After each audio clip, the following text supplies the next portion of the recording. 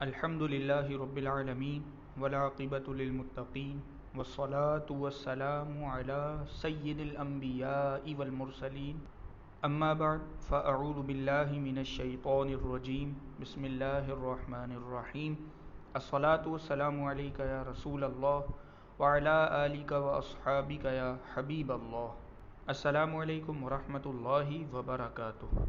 ہمارے معاشرے میں کوئی نوجوان ہو یا بوڑھا ہو، مرد ہو یا عورت ہو، کامیابی کی خواہش کس کو نہیں ہوتی، لیکن ضروری نہیں کہ ہر شخص کامیابی کی منزل تک پہنچ جائے۔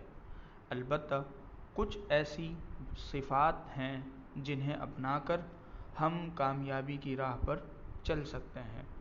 مثلا وقت کی قدر کرنا۔ یاد رکھیے، وقت مال سے زیادہ قیمتی ہوتا ہے۔ مال اگر ہاتھ سے نکل جائے تو دوبارہ کمایا جا سکتا ہے، لیکن گزرا وقت دوبارہ ہاتھ نہیں آتا۔ بعض لوگ کسی کو اپنا پائی پیسہ دینے کو تیار نہیں ہوتے، لیکن اپنا قیمتی وقت فضول قسم کے لوگوں کے ساتھ بیٹھ کر خوشی خوشی لٹا دیتے ہیں۔ ایک فرضی مثال ہے کہ ایک آفس میں ایک سینئر کو جب دفتر میں کسی جونیئر سے کام ہوتا تو وہ خود اٹھ کر اس کی ٹیبل پر جاتا اور کام ہوتے ہی واپس اپنی جگہ لوٹ آتا۔ کسی نے اس کا سبب پوچھا تو کہنے لگا کہ اگر میں انہیں اپنے کمرے میں بلاؤں گا تو وہ آئیں گے تو میرے کہنے پر، لیکن جائیں گے اپنی مرضی سے، اور یوں میرا وقت ضائع ہوگا۔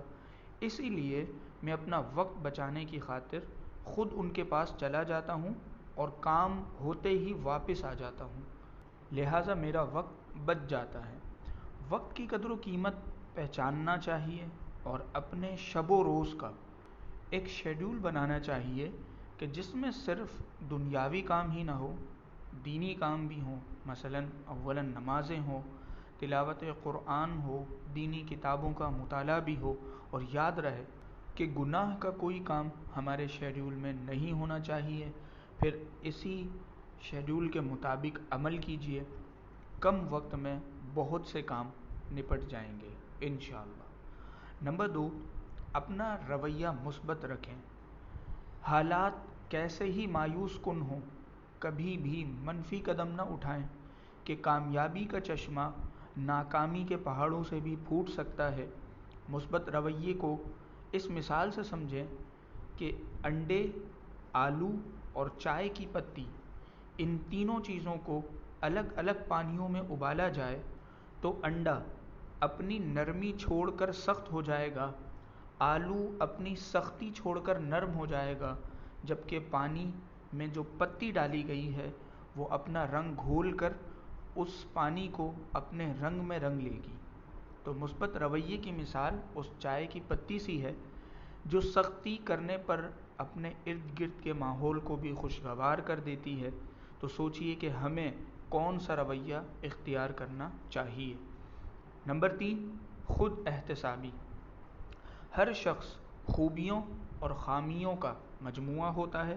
یہ الگ بات ہے کہ کسی میں خوبیاں زیادہ ہوتی ہیں تو خامیاں کم۔ چنانچہ کچھ نہ کچھ خامیاں ہم میں بھی موجود ہوں گی۔ ہمیں چاہیے کہ ان خامیوں کو جاننے کے لیے تھوڑا وقت نکالیں اور تنہائی میں خود کو ضمیر کی عدالت میں پیش کر دیں، جہاں سائل، وکیل اور جج ایک ہی شخص ہوگا، اور وہ ہوں گے ہم۔ اب ضمیر کی عدالت سے جن خامیوں کی نشاندہی ہو، ہمیں اس کی لسٹ بنانی ہے۔ مثلا جلدی غصے میں آ جاتا ہوں، دوسروں سے ہمدردی نہیں رکھتا، کسی کی بات کاٹ کر اپنی بات شروع کر دیتا ہوں، مجھے بولنا بہت پسند ہے، کسی کی غمی خوشی میں شریک نہیں ہوتا، کسی کی بات سننے کا حوصلہ نہیں رکھتا، وغیرہ وغیرہ۔ اب غور کیجئے کہ ان خامیوں سے کس طرح چھٹکارا پایا جا سکتا ہے، پھر عملی کوشش شروع کر دیں اور مناسب مدت، مثلا 1 ہفتے بعد اس لسٹ کو چیک کیجئے کہ آپ نے کتنی خامیوں کو دور کیا ہے اور کس قدر اس پر قابو پایا ہے۔ نمبر 4، اصلاح قبول کرنا۔ کوئی آپ کی اصلاح کرے تو اسے انا کا مسئلہ نہ بنائیے، بلکہ اپنی اصلاح کر لیجئے۔ ایک فرضی حکایت ہے، ایک شخص آرے سے کسی درخت کا تنا کاٹ رہا تھا، مگر اس کے آرے کی دھار تیز نہیں تھی۔ ایک تجربہ کار لکڑہارا اس کے قریب سے گزرا تو اس نے اسے سمجھایا کہ تیز دھار آلہ استعمال کرو، ورنہ اس تنے کو کاٹنے میں بہت دیر لگ جائے گی۔ اس شخص نے سنی انسنی کر دی۔ جب بہت وقت گزر گیا اور رات سر پر آ پڑی تو اسے احساس ہوا کہ لکڑہارا تو درست کہہ رہا تھا۔ اب اس نے پہلے اپنے آرے کی دھار تیز کی، پھر کاٹنا شروع کیا تو جلدی اپنے کام سے فارغ ہو گیا۔ اگر وہ اسی وقت لکڑہارے کی بات مان لیتا تو وقت ضائع نہ ہوتا۔ تو غور کیجئے، کہیں ہمارا مزاج بھی ایسا تو نہیں کہ اصلاح کی بات کو فوراً نہ مانتے ہوں، مگر بعد میں سمجھ آتی ہو جب اصلاح کرنی ہی ہے تو اسی وقت کیوں نہ کر لی جائے۔ نمبر 5، سکون اور ٹھہراؤ۔ بعض لوگ ہر بات میں جلد بازی کا مظاہرہ کرتے ہیں اور اکثر کام بگاڑ لیتے ہیں، جبکہ بعض لوگ اطمینان اور سکون سے کام کرتے ہیں۔ ان کی طبیعت میں ٹھہراؤ ہوتا ہے، چنانچہ ان کی کامیابیاں ناکامیوں سے زیادہ ہوتی ہیں۔ مثلا ٹریفک جیم میں جو ڈرائیور لائن اور لین کی پابندی نہیں کرتے، وہ جانے کے راستے سے آنا شروع کر دیتے ہیں تو وہ خود بھی پھنستے ہیں اور دوسروں کی پریشانی بھی بڑھا دیتے ہیں، جبکہ جو ڈرائیور ان تمام چیزوں کی، ٹریفک اصولوں کی پابندی کرتے ہیں، غلط جگہ گاڑی نہیں پھنساتے، تو وہ خود بھی ٹریفک جیم سے جلدی نکل جاتے ہیں اور دوسروں کے لیے بھی پریشانی کا سبب نہیں بنتے۔ یاد رکھیے، پانی کا تالاب بھی تھوڑا تھوڑا کر کے ہی بھرتا ہے۔